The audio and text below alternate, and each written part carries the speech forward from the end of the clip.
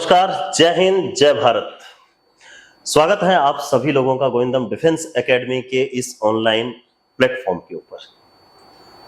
दोस्तों, एपीजे अब्दुल कलाम ने बड़ी अच्छी बात कही है, सपना वो नहीं जो सोने के बाद आता है, सपना वो है जो सोने ही ना देता है। ठीक ऐसी ही कहानी रही है आज मेरे साथ शिवम दौसा से हैं, जिन्होंने हाल ही में एयरफोर्स एक्स ग्रुप और नेवी के अंदर AA दोनों कंपटीशन एग्जाम एक साथ क्रैक किए हैं। शिवम, बहुत बहुत स्वागत है आपका हमारे इस ऑनलाइन प्लेटफॉर्म के ऊपर। हम आपसे कुछ बात जानना चाहेंगे। सबसे पहले तो हम आपसे एक ही चीज जानना चाहेंगे कि गोविंदम डिफेंस एकेडमी के बारे में आपको इंट्रोडक्शन कैसे मिला? सर 12th क्लास जैसे ही मेरी कंप्लीट हुई तो मेरा भी सपना था कि मैं भी डिफेंस में जाऊं। तो मेरे पापा के दोस्त थे, उनके रिलेशन में कोई लड़का था, वो गोविंदम डिफेंस एकेडमी से पास आउट हुआ था जी। तो फिर मैंने उनसे जाना, फिर ऑनलाइन सर्च किया गोविंदम डिफेंस एकेडमी के बारे में, फिर सोशल मीडिया का सहारा लिया। जी सर। फिर गोविंद एकेडमी का टूर के लिए आ गए सर। फिर यहाँ पे सर ने पूरा कैंपस टूर करवा दिया। उसके बाद में सर ने एक बुकलेट दी थी, उसमें जो पुराने स्टूडेंट थे जो सिलेक्टेड थे उनके फोन नंबर, उनके डिटेल थे, उनके पेरेंट्स के नंबर, तो सर उनसे भी बात करी, फिर फीडबैक लिया और उसके थ्रू सर मैं यहाँ पे आया। जी, आपने पूरी इंक्वायरी लेकर के, कहीं कोई फर्जीवाड़ा तो नहीं है? जी सर। जी सर, बहुत अच्छी लगी शिवम आपकी ये बात मेरे को। शिवम, सबसे मेन चैलेंजिंग होता है, आप चूंकि स्कूलिंग के बाद में आप कंपटीशन की लाइन में आ रहे हो और वहां आपके सामने तुरंत ऑल इंडिया लेवल के ऊपर एयरफोर्स और नेवी जैसे एग्जाम्स आपके सामने रहते हैं, तो क्या खास आपने स्ट्रेटजी बनाई? चूंकि आपका सिलेक्शन दो एग्जाम में एक साथ हुआ है, तो आपकी क्या स्ट्रेटजी रही मेन खास? सर शुरुआत में तो मैं भी एक एवरेज बच्चा था, मेरी ना तो 12th में परसेंटेज कुछ अच्छी थी। फिर मैं जैसे एकेडमी में आया तो मैं शुरुआत में थोड़ा नर्वस फील करता, क्योंकि मेरा कंसंट्रेशन भी इतना अच्छा नहीं था, ना सिटिंग पावर अच्छी थी, ना फिजिकल स्टैंडर्ड इतना अच्छा था। पर जैसे जैसे धीरे धीरे टाइम जाता गया, मैं अपने जो कमियां थी उनको ढूंढ ढूंढ के नोट करने लग गया। और जो जो मतलब सब्जेक्ट वीक थे, स्पेशली मेरा फिजिक्स और जो मैथ सब्जेक्ट था। अच्छा, 12th के अंदर जो आपने PCM ले रखा था उसमें फिजिक्स आपका वीक था? फिजिक्स और मैथमेटिक्स थोड़ा वीक था, तो सर मैं उनको एक्स्ट्रा टाइम देता, जैसे कि जो सेल्फ स्टडी हो गई, उसके अलावा जो अपना टाइम है गेम्स वगैरह का, उसको भी उसके अंदर ऐड करता। यानी कि हर तरीके से आप कंज्यूम करने की कोशिश करते? हाँ सर।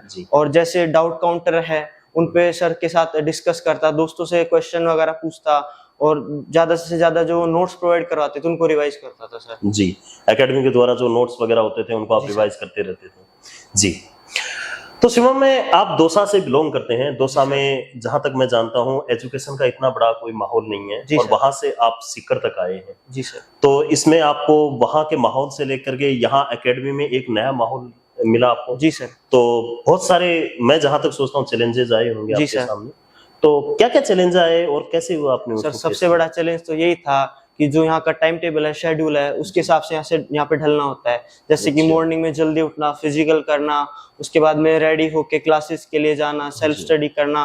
तो सर शुरुआती दौर में सुबह जल्दी भी नहीं उठा जाता, ना फिजिकल कुछ अच्छा होता, तो इसमें ज्यादा दिक्कत आई थी। आदतों को डालने में दिक्कत आती है। जी, फिर वो आपको आगे जाकर के सहूलियत हो जाती है धीरे धीरे। जी सर।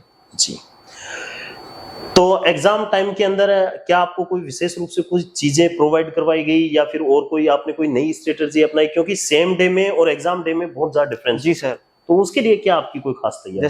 जैसे सर नॉर्मली तो जैसे क्लासेस चलती है वो कंटिन्यू हो गई, और जैसे ही एग्जाम वगैरह पास में आती तो एकेडमी शॉर्ट नोट प्रोवाइड करवाती है। और जो एग्जाम पैटर्न होता है उसके बेसिस पे मॉक टेस्ट वगैरह ऑर्गेनाइज करवाती है, और उससे हमें मतलब ऐसा फील नहीं होता जब अपन पेपर देते हैं कि कोई अपन ज्यादा हार्ड लेवल का पेपर दे रहे हैं। एक अंदर डर सा रहता है सर पेपर देते टाइम, वो निकल जाता है। वो डर मतलब आपका पहले ही खत्म कर दिया जाता है?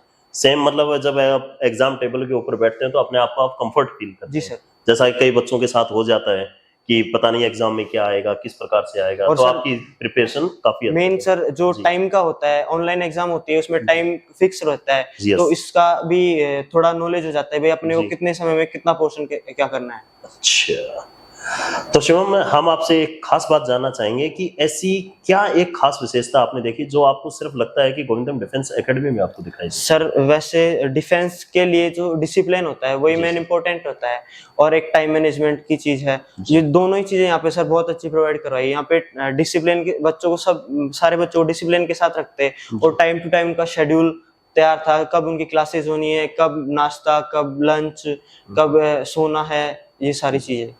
जी।